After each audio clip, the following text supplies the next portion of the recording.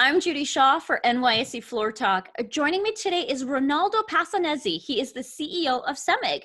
Reynaldo, it's great to see you. Thanks for joining me. Thank you. Thank you very much. Great to see you, Judy. And thank you for the opportunity to discuss with you what we are doing here at Cemig. A quick note to our viewers before we get started. This interview is for informational purposes only. The NYSE doesn't recommend any investments or investment strategies. Okay, so Reynaldo, tell me about Cemig. Tell me about your business. Well, let me just talk about Cemig, okay? Cemig was created by the government of the state of Minas Gerais in 1952. Its listing was initially in the Brazilian Stock Exchange in the 70s, and its listing in New York Stock Exchange was in 2001. Cemig is also part of Dow Jones Sustainability Index since its beginning. Who is Cemig today? Cemig is the largest integrated power utility in Brazil. Cemig is the largest single distribution company in Brazil with a grid of more than 3,000 miles of low voltage distribution lines with 8.5 million customers. Cemig is also the second largest transmission company in Brazil with a high voltage grid of more than 10,000 miles. Cemig is the sixth largest generation company in Brazil with a power capacity of around 6 gigawatts. We are also the largest power trader. We also have the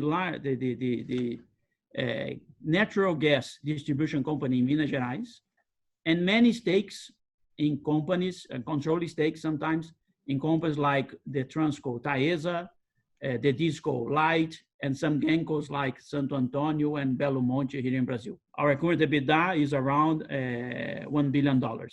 So this is more or less for you to have an idea what we do and who we are today. Okay, and Reynaldo, in your opinion, what do you think are Cemig's key value drivers? I was nominated this January, so it's been 6 months that I'm the CEO of Cemig.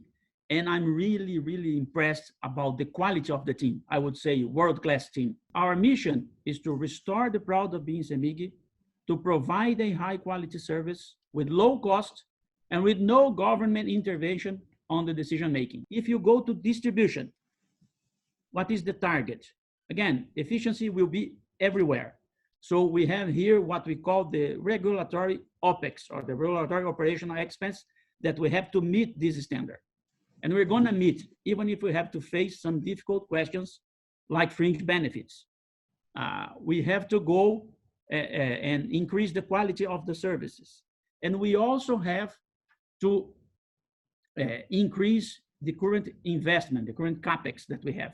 We have a large CapEx program of around $1 billion for the next 5 years. This is going to be a huge injection of new and modern equipment that will increase a lot, not only the quality of the service, but the regulatory base in which we are remunerated. So if we are remunerated based on our regulatory WACC, we have a WACC of around 8% in real terms, net of taxes. It's a very good WACC. And if we meet all standards in terms of commercial losses, in terms of operational expenses, we're going to have one of the best distribution companies of Brazil. We can go to the transmission. In transmission, I'd like to say that we are currently the benchmark in the sector. We are the best company in terms of operational expenses in Brazil. And there are plenty of CapEx, of capital expenditures, that we can do in our own grid. This is a monopoly, and we do not have to go for bids like many other transmission companies. We can invest in our own grid with a very high profitability. In generation, it's again, we have a installed capacity of around 6 gigawatts. It's a large capacity. Our target here, our challenge, is to renew some of the concessions that are going to expire in the next 3 years. So what we are aiming is to have the cash in order to renew these concessions that will be due in 3 years, in 2024, 2025. and this will provide us with an additional 30-year concession for these mills. We also like to say that it is all of our energy is renewable. Okay, we have no thermal plants. We just have hydro and wind and a little bit of solar.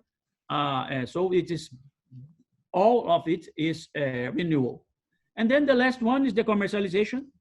Okay, we are the largest power trader in Brazil. We expect that the Brazilian market is going to change a lot. There's going to be a lot of deregulation, and we aim to provide a lot of efficiency services, a lot of value-added services, because we have the knowledge of this customer. And as the market deregulates, we can benefit from all the knowledge that we have. And last, we have many stakes in many segments. And the idea is to recycle this capital, like to recycle this portfolio in order to focus exactly on these main markets: distribution, transmission, generation, and commercialization. Let me just add a final, quite important pillar of our strategy, which is the digitalization, which is automation, and this is again horizontal to all the sectors. And Reynaldo, finally, let's talk about the global pandemic, which has affected businesses all around the world. How has it impacted Cemig, and what are your priorities during this time? The first and the top priority, of course, is the health and the safety of all our team and of the population we serve. Okay, we are around a total of around 22,000 people. And up to now, we have just one casualty and not more than 85 people that have the COVID. Okay, so it's a very low percentage. If you think that we are essential service and the team is working, is in the fields, okay, is in the streets. Of our 22,000 people, we have all the administrative personnel. They are in working at home, but almost 70% of our personnel is working in the streets. It has to. The second one is, of course, as an essential service, we have to provide the service, because even if restaurants are closed or shopping centers, they are closed, people are at their homes and they need electricity and they need power. Okay, so this is excellent. All our services are being provided, no impact at all. Actually, I would say that the availability is a little bit better. And the last one, of course, is that because of the crisis, unfortunately, delinquency rates increased a little bit, market volume decreased, and of course, we have to look at the financial sustainability of the company. And this financial sustainability, for me, is a very old American say, cash is king.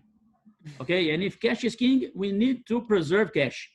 And we were able to postpone some investments. We were able to avoid some operational expenses. Our budget is around 10% lower in terms of operational expenses. CapEx is also a little bit lower than we initially estimated, because we need cash right now. But as we are not, we have a net debt EBITDA of around 2 times to 2.5 times. So we have a solid financial situation. But of course, we need to be aware that we have to have cash in order to fulfill all our obligations. So this is what the pandemic did.